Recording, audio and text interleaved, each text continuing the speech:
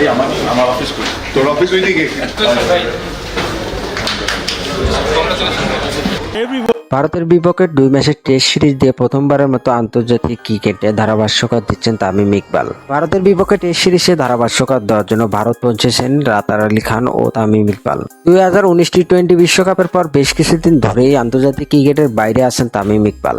2019 বিশ্বকাপে হাতুড়ির সাথে মনোমালিন্য না হয় ড্রেসিং রুম থেকে ফিরে অবসরের ঘোষণা দেন তামিম ইকবাল। তারপর তাকে দলের সাথে যুক্ত করার জন্য একাধিকবার তার সাথে আলোচনা করেছিল নাজমুল হাসান পাপন ও প্রধানমন্ত্রী শেখ হাসিনা, কিন্তু তিনি তাদেরকে সরাসরি জানিয়ে দেন যে বাংলাদেশের জার্সিতে আর কোনো আন্তর্জাতিক ম্যাচ খেলা হচ্ছে না তার।